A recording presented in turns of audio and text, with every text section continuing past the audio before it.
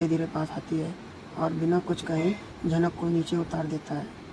वह कुछ देर खामोशी से झनक की आंखों में देखता है, मानो कहना तो बहुत कुछ है पर यह हालत उसे शब्दहीन बना दिया हो। झनक गाड़ी से उतरती है और पीछे पलट कर देखती है, लेकिन अनिरुद्ध पहले से ही मुंह फेरे गाड़ी स्टार्ट कर चुका होता है। उसकी आंखें नम होती है लेकिन वह कुछ नहीं कहती। गाड़ी तेज रफ्तार से धूल उड़ाती हुई आगे निकल जाती है और झनक वहीं उस धूल के गुबार में खड़ी रह जाती है। कुछ देर बाद एक और गाड़ी वहाँ रुकती है। ये पराशर की थी। वह बाहर निकलता है और झनक को देखकर हैरान रह जाता है। झनक धीरे धीरे उसे पास आता है और जैसे ही वह गाड़ी खड़ी पहुँचती है, उसकी नज़र उस गाड़ी के पिछले हिस्से पर जाती है, जहाँ नंबर प्लेट में अंकित नंबर देखकर उसे चेहरे के हाव-भाव बदल जाते हैं। उसका चेहरा एकदम से गंभीर हो जाता है, जैसे कोई भूला हुआ दर्द फिर से जाग उठा हो। वह खुद को बुदबुदाती है, ये नंबर तो वही है, अनिरुद्ध की गाड़ी का नंबर है। वह पराशर की ओर देखती है और सवाल करती है, आप इस गाड़ी से आए हैं? पराशर चौंकता है, लेकिन वह जवाब नहीं देता है, क्योंकि वह खुद भी उलझन में है कि झनक ने इतनी जल्दी पहचान कैसे लिया। पराशर उसे गांव की ओर ले जाता है, जहां पर सब कुछ वैसा ही है जैसा झनक के बचपन में छोड़ा था। वही गलियां, वही मिट्टी की खुशबू, वही पुराने मंदिर की घाटियां, लेकिन झनक का मन बेचैन है। उसकी आंखों में सुकून नहीं है, बल्कि एक अजीब सी थकावट और पीड़ा साफ झलक रही थी। गांव की औरतें और बच्चे उसको पहचान लेते हैं, लेकिन वह उनसे समान व्यवहार नहीं कर पाती है। वह मुस्कुराती जरूर है, लेकिन वह मुस्कुरान उसके दुख के छिपाने की नाकाम रह जाती है। गांव में जब लोग पूछते हैं कि वह कैसी है, तो वह कुछ कहने से बचती है, लेकिन धीरे धीरे वह अनिरुद्ध के परिवार की अच्छाई गिनवाने लगती है। कैसे दादी ने देखभाल की, कैसे अर्पिता ने उसे अपनाया, कैसे लीला जी कभी कभी उसके दवाई भेजती थी, और वह ऋषि की भी तारीफ करती है। वह गुस्सैल है पर आनंद से बहुत अच्छा है। जब वह बीमार थी तो उसने डॉक्टर बुलवाया था, सबके सामने जैसे एक आदर्श परिवार के चित्र खींच रही थी, लेकिन जैसे ही उसकी आंखों में कहे शब्दों से उल्टा बयान दे रही है। उसकी आंखों में थकावट थी, लेकिन एक थकावट केवल शरीर की नहीं बल्कि भावनात्मक और मानसिक भी थी। गांव के बुजुर्ग में से एक व्यक्ति, जो सबसे पहले उसके पिता का दोस्त था, धीरे से कहता है, बेटा तू बोल रही है, सब अच्छा था, पर तू खुद क्यों इतनी उदास है? इस सवाल ने झनक को जड़ से उखाड़ दिया था। उसके चेहरे पर रंग उड़ गया था और वह कुछ पल के लिए चुप हो गई थी। फिर उसने कहा, कभी कभी सब कुछ अच्छा होने के बावजूद भी कुछ अधूरा रह जाता है। पराशर ये उसकी हालत देखकर और उसकी दिल की बेचैन हो उठता है। वह जानता था कि कुछ बहुत बड़ा झनक के अंदर टूटा है, जो शब्दों में बयां नहीं कर पा रही है। रात को जब वह मंदिर के पास अकेली बैठी थी, तब पराशर ने उससे धीरे से पूछा, क्या तुम वापस खुश हो? झनक की लंबी सांस ली और कहा, मुझे नहीं पता, मैं बस यही सोच रही हूँ कि मैं किसकी हूँ और कौन मेरा है। उसकी आवाज़ टूट रही थी और झनक की आंखों में आंसू बहने लगे थे। पराशर ने उसकी ओर देखा, लेकिन वह कुछ नहीं कह सकता था। वह जानता था कि यह सवाल किसी घटना की या बल्कि पूरे जीवन की पीड़ा का निचोड़ है। अगली सुबह झनक जब गांव की नदी पर गई तो वह कुछ महिलाओं को पानी भरते देख रही थी। एक औरत ने कहा, तू तो शहर में थी ना, वहाँ क्या मिला तुझे? झनक ने मुस्कुराकर जवाब दिया, सीख मिली, रिश्तों की समझ मिली, और ये भी समझ आ गया कि हर चमकता सोना नहीं होता। उस महिलाओं को जवाब ने चुप कर दिया, लेकिन पराशर, जो थोड़ी देर दूरी पे खड़ा था, यह समझ गया कि झनक का दर्द सिर्फ असफलता रिश्ता नहीं है, बल्कि आत्मसम्मान और अस्तित्व के संघर्ष का हिस्सा बन चुका है। उस दिन के बाद झनक ने गांव में अपने दिनों बिताने शुरू किए, लेकिन हर बात वह अनिरुद्ध की झनक को टूटती रहती थी। किसी के कहने पर मुस्कुराना, किसी की मदद करना, मंदिर पे दिया जलाना, ये सब कुछ कर रही थी, लेकिन उसका मन वहीं रुका था जहां वह थोड़ी गई थी, अनकहे शब्दों के साथ, अधूरी बातों के साथ, और एक ऐसे रिश्ते के साथ जिसमें उसने खुद को खो दिया था। पराशर को तो अब यकीन हो गया था कि झनक ने बहुत कुछ सहा है और अनिरुद्ध की गाड़ी का नंबर पहचानना कोई मामूली बात नहीं थी।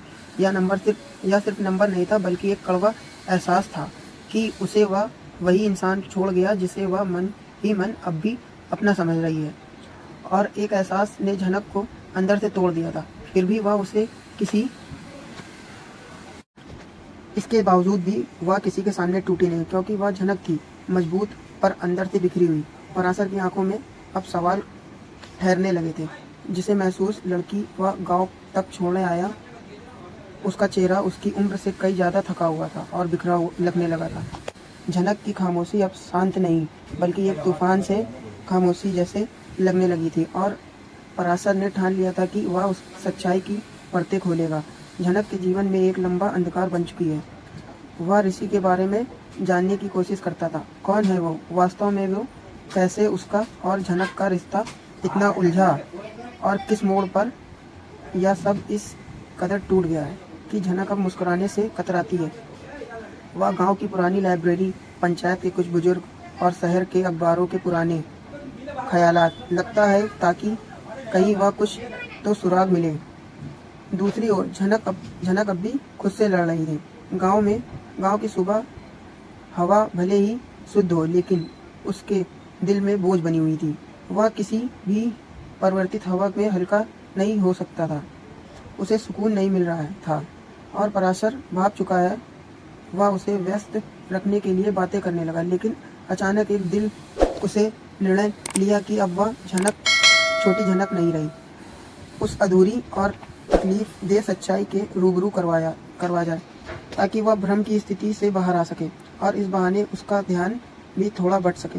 पराशर के एक पुराने मकान के बाहर ले गया, जहाँ कभी नूतन रहा करती थी। वो ही नूतन जिसे अब बड़ी झनक से बुलाया जाता है, जो अब इस दुनिया में नहीं थी। उसने कहा, मुझे कुछ दिखाना है और शायद कुछ समझाना भी। झनक ने उसकी ओर देखा। उसकी आंखों में जिज्ञासा तो थी, लेकिन डर भी कम नहीं था। जब उन्होंने पुराने कमरे के अंदर कदम रखा, वह दीवारों पर अब भी नूतन की तस्वीरें जमी हुई थी। पराशर ने धीरे से एक पुराना ट्रंक खोला और उसमें से रखी डायरी में से एक निकालकर झनक के हाथ में रख दी। झनक ने धीमे धीमे पन्ने पलटना शुरू किया, और पढ़ते पढ़ते उसका चेहरा सख्त होने लगा। उसमें से लिखा था, अनिरुद्ध का इनकार और उसका झूठा इल्जाम कि नूतन व गर्व किसी और के कारण है, खासकर पराशर का नाम लेकर उसे बदनाम करना। झनक को झटका लगा। क्या अनिरुद्ध ने ऐसा कहा था? उसकी आंखें भर आई, लेकिन उसने खुद को संभाला। पराशर ने सिर झुकाकर कहा, तुम्हारे जन्म से पहले ही तुम्हारे अस्तित्व को नकार दिया गया था। नूतन की लड़ाई लड़ी, लेकिन जब अपने ही नहीं समझते तो बाकी क्या समझेंगे। उसके बाद पराशर ने बताया कि किस तरह नूतन ने अकेले ही अपने जीवन से दूर रहा, बल्कि उसके अस्तित्व को भी स्वीकारने से इनकार कर चुका था। यह बात उसे अंदर से तोड़ रही थी, लेकिन उसके चेहरे में एक अजीब ठंडक थी, जैसे अब उसे किसी चीज की पुष्टि मिल गई हो जिसे वह कभी कह नहीं पाई थी। उसी शाम जब वह मंदिर के पीछे वाले पीपल के पेड़ के नीचे बैठी थी, तब पराशर फिर से आया और धीरे से उसके पास बैठा।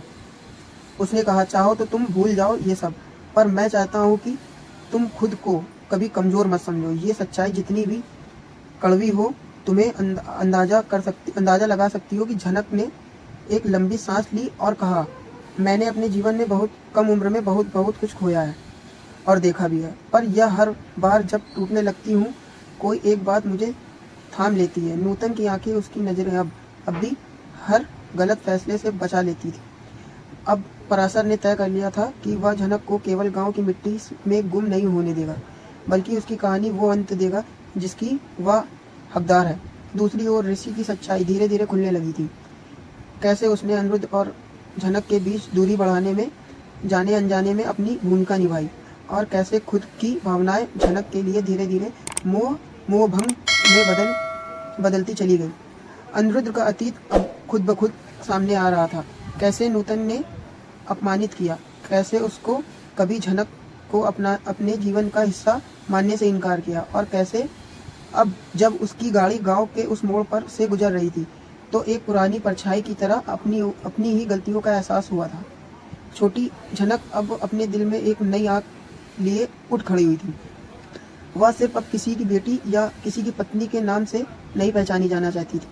वह अपने नाम, अपनी पहचान और अपनी कहानी के लिए जीना चाहती है, और यही उसकी शुरुआत थी, उस सच्चाई की जिसे वर्षों तक की दबाया गया, और अब वह हर उस परत को उधेड़ना चाहती है जिसने उसके बावजूद दबाया गया था। कहानी अब एक ऐसे मोड़ पर पहुंच चुकी थी जहां पे केवल सच्चाई नई दिशा दे सकती थी, रिश्तों को भी और झनक को भी।